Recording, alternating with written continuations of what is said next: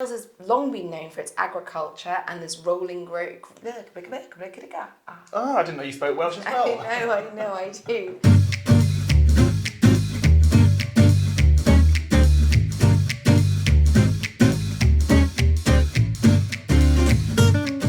Prynhawn da, shemai pob, a croeso, Boozy and the Beast, how to drink better. Poppity ping, whose coat is that jacket?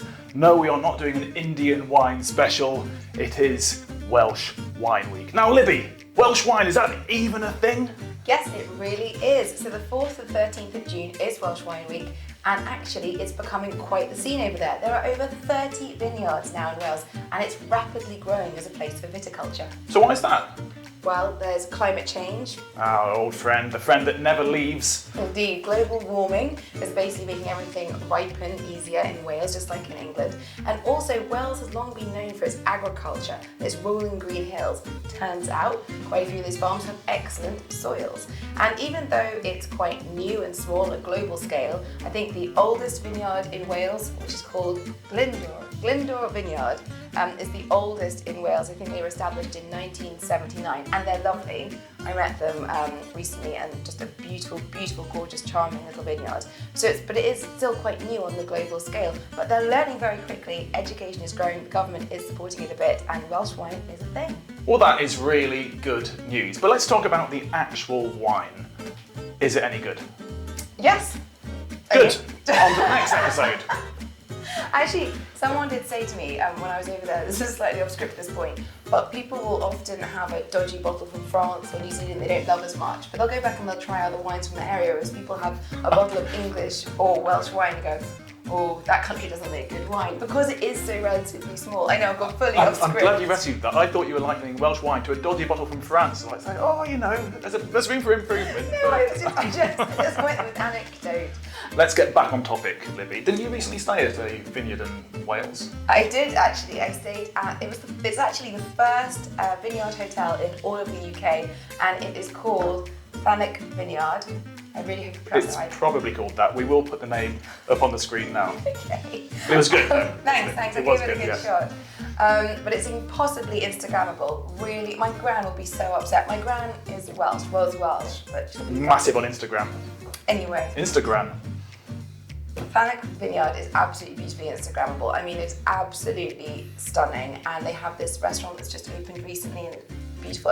Every table overlooks the vines. It's gorgeous. I also tried their wines, however, which is really what this show's about. And here is, I think this is my personal favourite of theirs, which was their Still Blush Rosé, and that was really, really delicious and beautifully sort of balanced as well. So absolutely fantastic. Also, there is this thing called the International Wine Challenge, where wines are blind tasted. It's international, so this is pitting Wales against the wines of the world. Nothing like the Ice Bucket Challenge. Nothing like that. We could well, try maybe that, at the end, actually. Yeah, send us your videos of the International Wine Challenge. And I'll do that instead. And White Castle, which I also listed, they won the silver medal for their Pinot Noir. Now, people often have this perception that Wales and England would make quite tart, thin red wines, but in fact, this is beautiful because where they're based is Monmouthshire, which is their own little microclimate. In fact, it gets less rainfall there than in Bordeaux, and it's surprisingly sunny. Of course, there is rain as well, but actually, it's a beautiful, beautifully warm climate in many ways for Wales. So I was going to say that, you know, I associate British wine a lot with whites, especially on the south coast of England. But when you brought back a bottle of red Welsh wine, I thought, oh, this is a bit different. And it works though, does it, in Monmouthshire? Yes, actually, that's one of the things I found when travelling through Wales, that there's a huge diversity. If you think about prestigious Burgundy, what makes Burgundy so interesting and varied are all these different soils and slopes, and it's completely different terroir all over it. And Wales is the same, and that diversity is both its sort of blessing and curse in a way, because every vineyard you visit, they can be 20 minutes apart from each other. They're very different, but they're also making very different styles of wine. So you have wines like this really excellent, good quality Pinot Noir, which is surprisingly like fruity and soft and beautiful and earthy and gorgeous. You've got the rosés, you've got the sparkling wines, which England is kind of really well known for. And you've also got these really trendy wines. Unfortunately, I don't have it here, but I did try it when I was there from Anchor Hill. They're an organic and biodynamic winery and vineyard.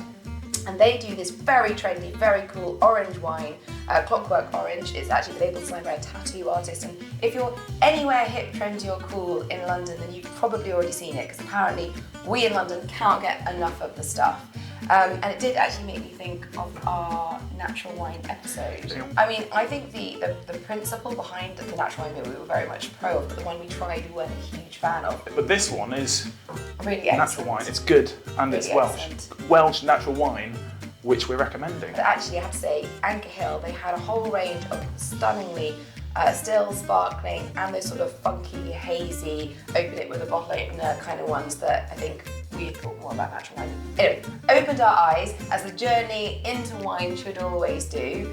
But yeah, those are my top picks. But nothing weird like burying the carcass of a dragon underneath the vines. No, there was very for good few luck. dragon carcasses, unfortunately, but lots of other really cool, tasty stuff. In conclusion, this last International Wine Challenge, Wales won 2 silver medals and 4 bronze medals, and basically it's only going to get better and better and better from here, and it's beautiful.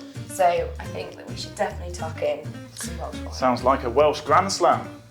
Lucky da. Lucky da!